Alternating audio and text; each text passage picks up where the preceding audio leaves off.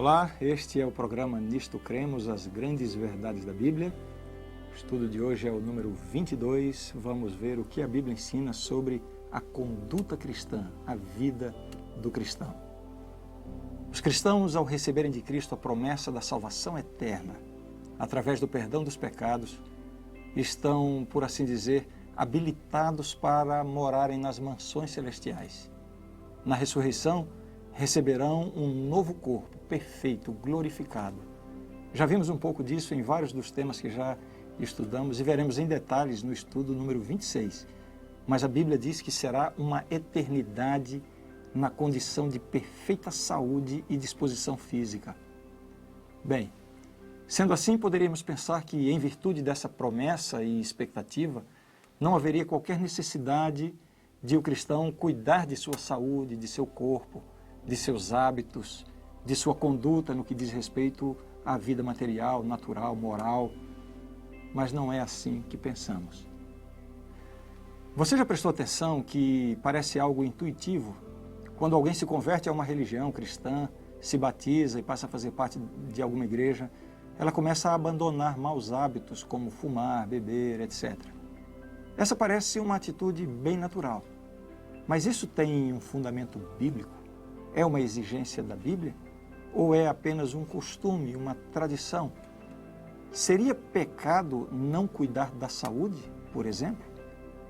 Bem, no estudo de hoje vamos ver o que a Bíblia nos diz a respeito dos hábitos da vida cristã, dos cuidados que o cristão deve ter em relação ao corpo e à saúde.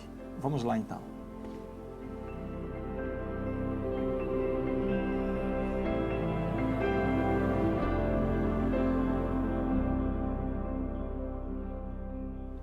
Uma passagem introdutória retirada dos escritos de Paulo nos revela algo importantíssimo, algo elementar a esse respeito. Veja só.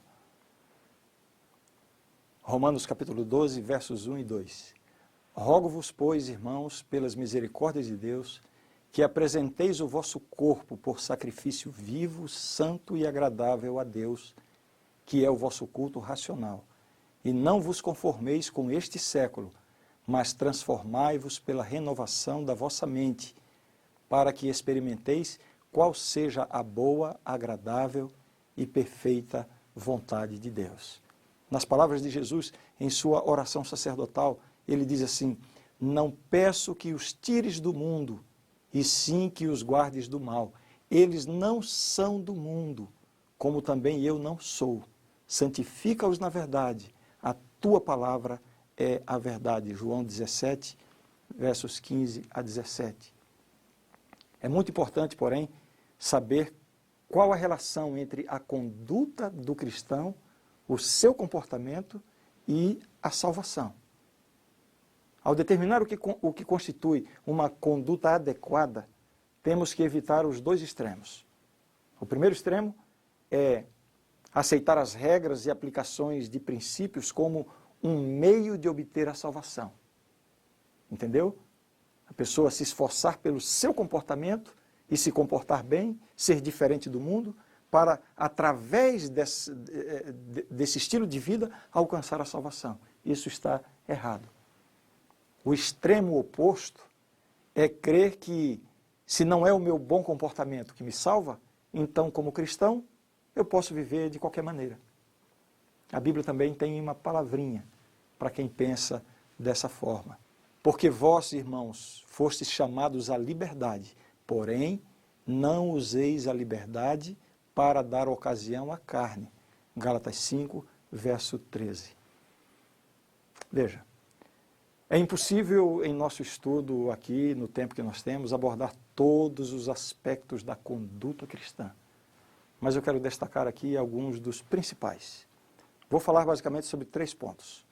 O cuidado da saúde física, vestuário e moda, o que é adequado para o cristão e o que não é, diversões e entretenimentos, próprios e impróprios para o cristão.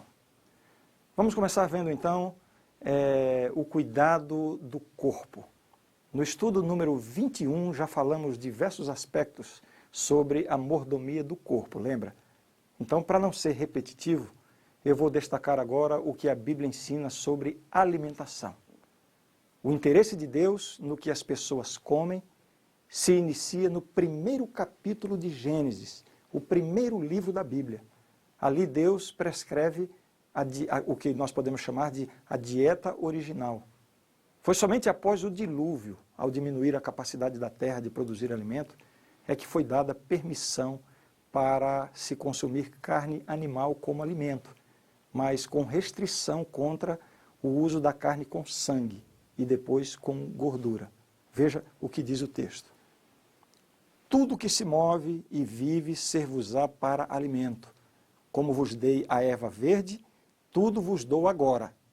Carne, porém, com sua vida, isto é, com seu sangue, não comereis. Gênesis 9, versos 3 e 4. Outro texto diz assim: estatuto perpétuo será durante as vossas gerações, em todas as vossas moradas. Gordura nenhuma, nem sangue jamais comereis. Levítico 3, verso 17. Interessante é que hoje a ciência moderna comprova os malefícios que há em se usar sangue como alimento. E eu não preciso comentar também sobre o mal para a saúde que é a gordura. E Deus já havia prevenido o seu povo com relação a isso. Só que a essa altura, Deus já havia introduzido uma distinção entre animais limpos e animais imundos, como se vê nessas passagens no contexto do dilúvio. Veja só. De todo animal limpo levarás contigo 7 pares, o macho e sua fêmea, mas dos animais imundos, um par, o macho e sua fêmea. Ainda esse outro texto. Levantou Noé um altar ao Senhor e, tomando de animais limpos e de aves limpas, ofereceu holocausto sobre o altar. Gênesis 8, verso 20. Mais tarde, já nos livros de Levítico e Deuteronômio, essas características são apresentadas de forma bem detalhada. Vamos ver em Levítico capítulo 11 como são essas instruções. Eu vou apresentar rapidamente, mas sugiro que você depois faça um estudo detalhado, lendo atentamente todo o capítulo. Um esboço do capítulo seria mais ou menos assim. Sobre carnes vermelhas, qual é a instrução da Bíblia? Diz assim: todo o que tem unhas fendidas e o casco se divide em 2 e rumina entre os animais, esses comereis. Destes, porém, não comereis, dos que ruminam ou dos que têm unhas fendidas. O camelo, que rumina, mas não tem unhas fendidas, este vos será imundo. O arganaz, porque rumina, mas não tem as unhas fendidas, este vos será imundo. A lebre, porque rumina, mas não tem as unhas fendidas, esta vos será imunda. Também o porco, porque tem unhas fendidas e o casco dividido, mas não rumina, este vos será imundo. Você percebe aí a formulazinha que a Bíblia dá? Né? Tem que ter essas duas características, ruminar e ter o casco fendido. Fazendo um breve esboço, seria isso aqui. Ó. Os animais limpos são aqueles que ruminam e têm a unha fendida, o casco dividido em 2. Alguns exemplos: boi, veado, carneiro, etc. São animais limpos e são permitidos para o consumo. Os animais imundos, de acordo com a Bíblia, são aqueles que ruminam, mas não têm a unha fendida. Ou têm a unha fendida, mas não ruminam. Ou nenhuma coisa nem outra. Alguns exemplos: camelo, coelho, gato, porco, etc. Com relação aos peixes, o texto de Levítico diz assim: de todos os animais que há nas águas comereis os seguintes: todo o que tem barbatanas e escamas, nos mares e nos rios, esses comereis. Porém, todo o que não tem barbatanas nem escamas, nos mares e nos rios, todos os que enxameiam as águas e todo ser vivente que há nas águas, estes serão para vós outros abominação. Ou seja, os que não têm barbatanas nem escamas. Ser-vos-ão, pois, por abominação. Da sua carne não comereis e abominareis o seu cadáver. Todo o que nas águas não tem barbatanas ou escamas será para vós outros abominação. Levítico 11, versos 9 a 12. Um esboço dessa orientação seria o seguinte em relação aos peixes. Peixes limpos, têm barbatanas ou escamas. Exemplos: pescada, tambaqui, bacalhau, sardinha e tantos outros. Eu não sei de qual mais você você gosta, mas são tantos, né? Peixes imundos que não servem para o consumo humano são aqueles que não têm barbatanas ou escamas, bagre, cação e muitos outros, que talvez você conheça certamente até mais do que eu. Continuando ainda a instrução de Levítico, agora com relação às aves. É um trecho longo. Eu convido você a ler com calma. Mas aqui, Levítico 11, versos 13 a 19, há uma lista completa, identificando as aves, aquelas que são limpas e imundas. No Brasil, algumas dessas carnes imundas são bastante usadas como alimento. Então, se você está interessado em seguir a orientação de Deus, fique atento. Alguns exemplos: camarão, caranguejo, siri, lagosta, porco em suas diversas apresentações, né? Toucinho, bacon, linguiça, etc. Agora, eu gostaria de insistir com você, para você fazer uma pesquisa séria sobre as razões pelas quais a Bíblia proíbe esses alimentos. Em cada caso, existe comprovação científica moderna dos prejuízos para a saúde. Mas alguns leitores da Bíblia argumentam que essas leis estão no Antigo Testamento, por isso foram abolidas na cruz. Bem, vamos então explicar essa questão. Para começar, eu sugiro que você veja com calma os estudos desta série, números 19 e 20, para você entender bem o que são as leis cerimoniais e saber quais foram as leis que foram abolidas no Antigo Testamento ou com a chegada do Novo Testamento. Por agora, basta argumentar o seguinte: se você ler a lista de animais limpos e imundos em Deuteronômio, fica bem claro que se trata de uma questão de saúde e não de uma questão cerimonial. Veja também que a distinção entre limpos e imundos já existia no tempo de Noé, como nós vimos aqui, muito antes de ser dado o sistema de leis cerimoniais. Na condição de judeus praticantes, Jesus e os apóstolos, sem dúvida, respeitavam essa distinção, atitude jamais questionada por seus inimigos. A prática pessoal de Pedro era evitar alimentos imundos, você pode ver isso em Atos capítulo 10, verso 14. Em 1 Coríntios 8 e Romanos 14, há discussões sobre comida oferecida aos ídolos. É nesse contexto que devemos ler essas passagens, porque elas não tratam da distinção entre limpos e imundos. Portanto, usar esses textos para defender que esses princípios foram abolidos é não conhecer bem o contexto da palavra de Deus. Outra evidência apoia a distinção entre animais limpos e imundos como uma questão de saúde e não como uma questão cerimonial.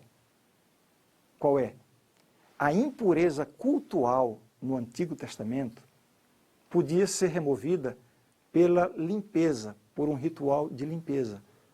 Mas a impureza desses animais era permanente. Não podia ser removida por nenhum ritual. Ou seja, não se trata de uma impureza cerimonial que pudesse ser limpa através de um ritual.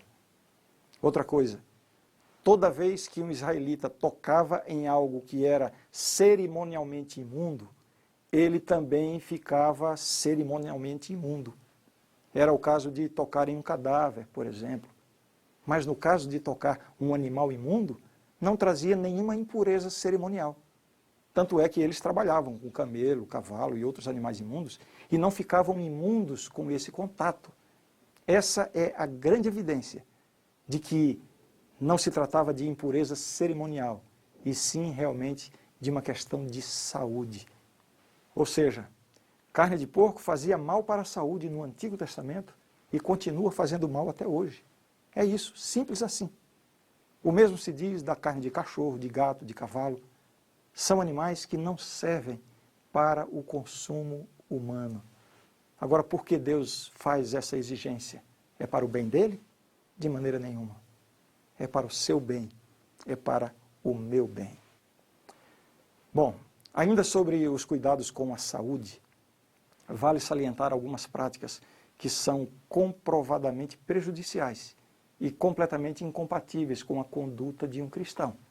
Eu não preciso nem argumentar muito, vou citá-las. O uso do fumo, drogas entorpecentes, narcóticos, bebida alcoólica.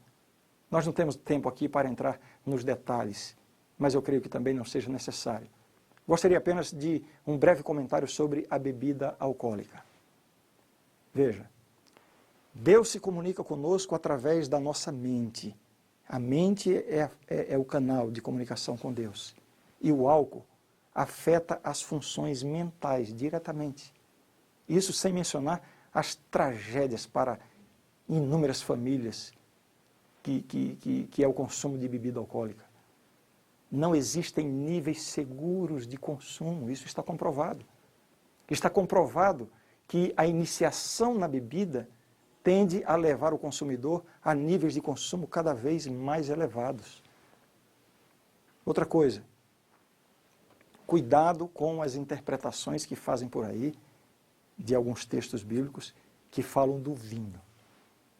As palavras traduzidas por vinho na Bíblia, na verdade, podem significar tanto o puro suco da uva como o vinho fermentado, alcoolizado. Veja só, no Antigo Testamento, palavra tirosh. No Novo Testamento, há 3 palavras. A mais usada é oinos. Significa suco de uva ou vinho fermentado. Uma prática da época era usar o suco puro da uva para preparar uma espécie de xarope, que era obtido pela fervura do suco até se tornar parecendo um mel. E então esse líquido era guardado em vasos para o uso futuro. Numa região de clima quente, essa era a forma de conservar o derivado de uva para ser consumido posteriormente, sem que ocorresse a fermentação. Esse xarope diluído em água, geralmente água quente ou fria, era a bebida preferida nos tempos de Jesus. Agora, raciocine comigo. Como a palavra grega, que é traduzida por vinho, não define se o vinho era fermentado ou não, com muito bom senso, nós devemos considerar o contexto em que a palavra se encontra. No caso do casamento em Caná da Galileia, por exemplo, quando Jesus realizou o seu primeiro milagre, transformou água em vinho. É inconcebível pensar que Jesus, depois de ter recebido o Espírito Santo no seu batismo, tenha, em seu primeiro milagre, produzido bebida alcoólica. Na Bíblia, o vinho alcoolizado é apresentado como um oponente da vida no Espírito Santo. Veja só o que diz esse texto, Efésios capítulo 5, verso 18. Não vos embriagueis com vinho, no qual há dissolução, mas enchei-vos do Espírito. O vinho aqui é apresentado como em oposição ao Espírito Santo. Da mesma maneira, é inconcebível que Jesus, o Senhor da vida, tenha servido vinho alcoolizado na Santa Ceia com os discípulos. Veja, a fermentação é uma deterioração da bebida natural. Uma bebida deteriorada, corrompida, que jamais poderia servir para simbolizar o sangue imaculado de Cristo. Bem, eu acho que esses argumentos são suficientes. Agora vamos a outro ponto.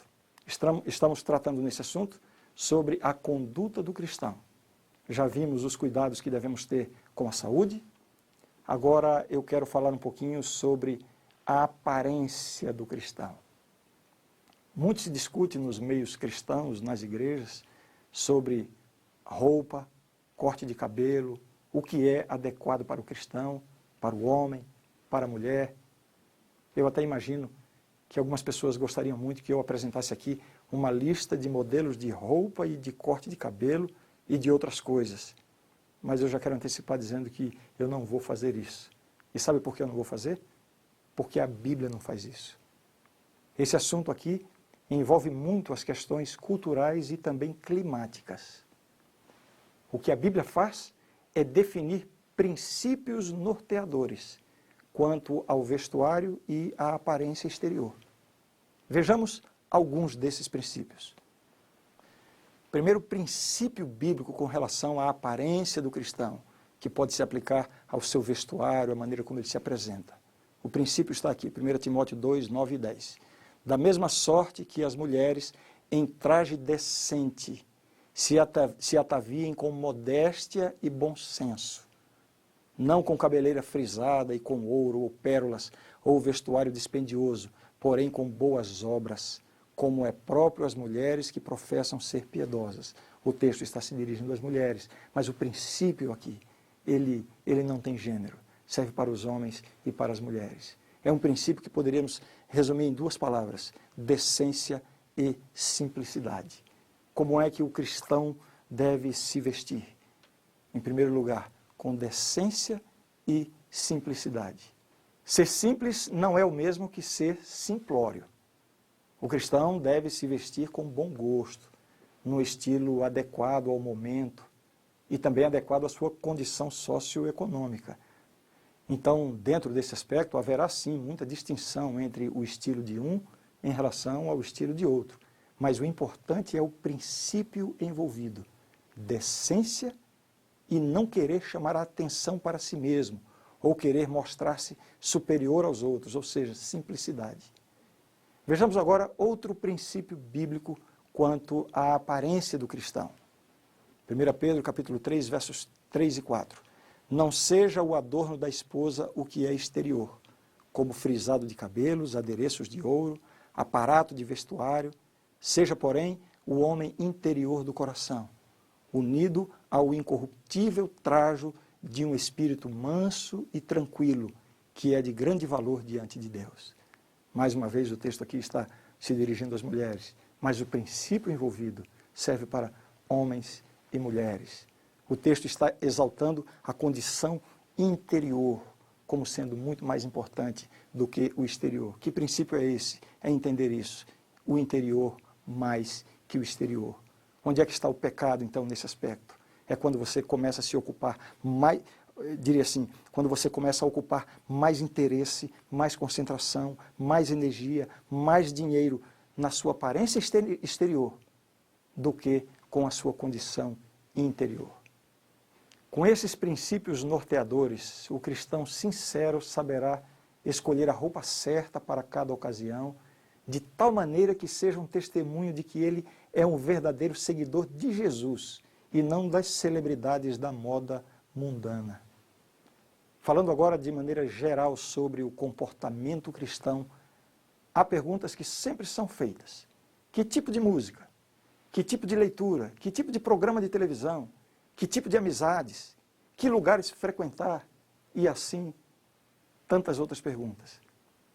Então é o seguinte: alguns desses temas geram alguma polêmica, o que torna impossível abordá-los no pouco tempo que temos aqui. Então eu vou lhe oferecer uma base bíblica que vai lhe orientar com segurança em todas essas coisas. Vamos lá, que você poderá ler com calma depois. Mas vemos aqui esses princípios, né? O cristão, ele foge dessas três coisas: a concupiscência da carne, uma referência ao sensualismo; a concupiscência dos olhos, os pecados visuais; a soberba da vida, o orgulho, a altivez. Então, somente com esse texto aqui, já dá para responder uma porção de perguntas sobre que música ouvir, que tipo de literatura ler, que tipo de programa de televisão. Aqui estão os princípios. Vamos seguir com a Bíblia. Temos aqui, então, 11 aspectos nos quais o cristão não tem participação. A coisa mais linda de tudo isso é que Deus só quer o bem e a felicidade dos seus filhos. Ele nunca nos pede para abandonar algo que seja bom ou para praticar algo que seja prejudicial. Assim, seguir as instruções da Bíblia, o que faremos unicamente pelo poder de Deus, é verdade, porque a natureza humana é carnal. Seguir essas instruções é uma garantia de uma vida feliz e abundante. Nada posso esconder de ti, Senhor. Teu olhar revela quem eu sou. Só tu podes ver dentro do meu coração. Ainda tenho tanto pra mudar. tento dar um passo em tua direção, tento segurar na tua mão.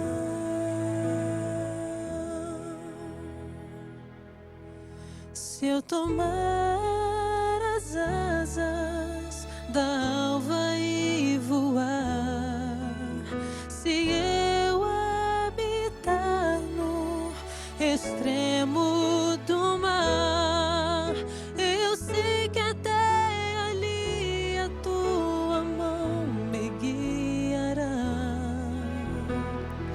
Tua destra me susterá, Senhor, tua destra me susterá. Teu olhar me encontrará, Senhor, teu olhar me encontrará.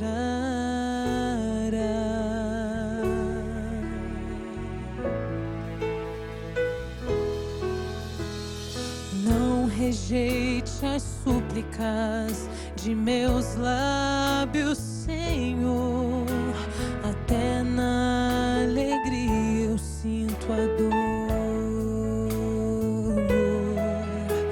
Sou um vaso quebrado, vem restaurar-me então. Cura as feridas, dá-me o teu perdão. Leva minha vida muito mais além do que eu possa imaginar.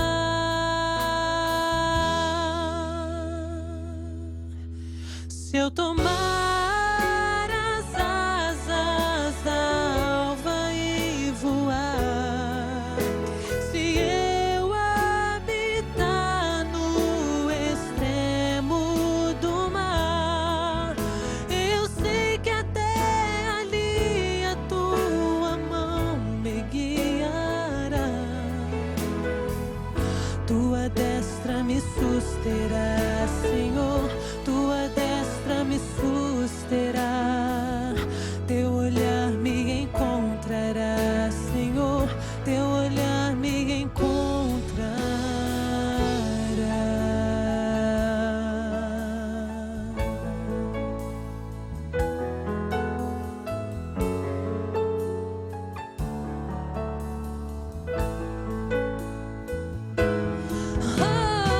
O teu poder não tem limites, meu Senhor.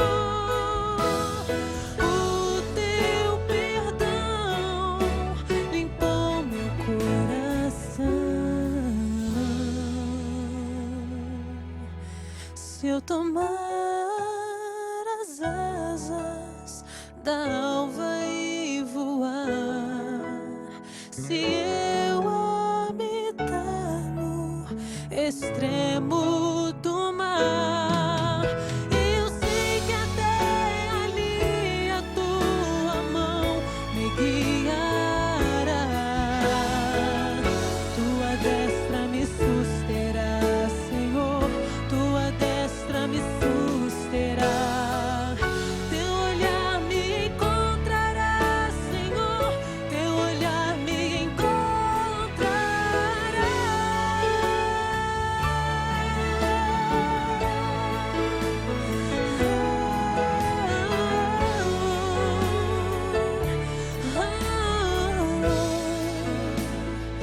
Me encontrará.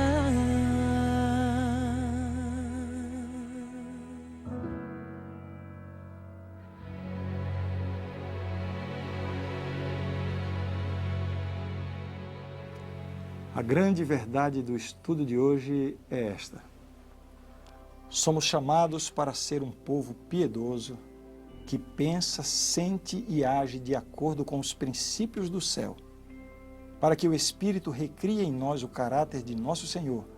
Só nos envolvemos naquelas coisas que produzirão em nossa vida pureza, saúde e alegrias semelhantes às de Cristo. Esta é a verdade e eu creio nisto. Na próxima lição estudaremos sobre o casamento e a família. O que a Bíblia ensina sobre isso? A gente se vê.